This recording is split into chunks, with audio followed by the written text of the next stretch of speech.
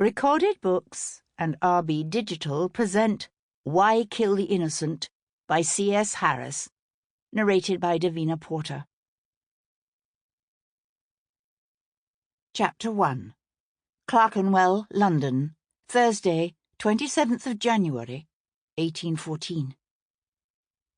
A howling wind flung icy snow crystals into Hero Devlin's face, stinging her cold cheeks and stealing her breath.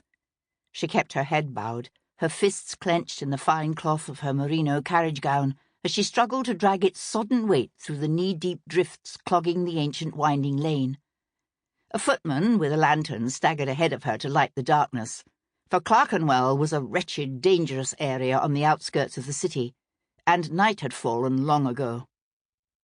She was here, alone except for the footman and a petite French midwife who floundered through the snow in her wake, because of an article she was writing on the hardships faced by the families of men snatched off the streets by the Royal Navy's infamous press gangs.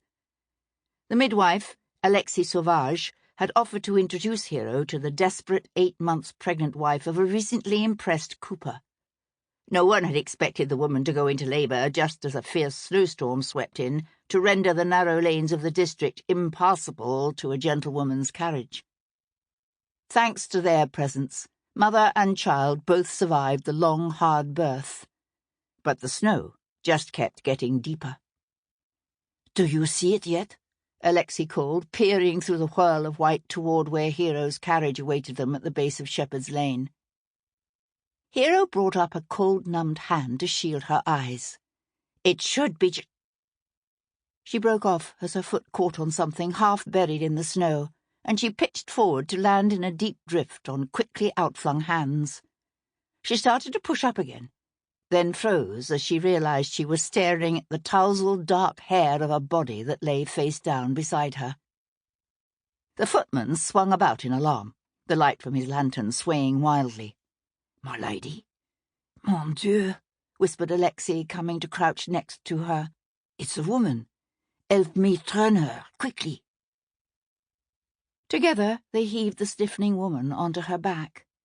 The winter had been so wretchedly cold, with endless weeks of freezing temperatures and soaring food and coal prices, that more and more of the city's poor were being found dead in the streets.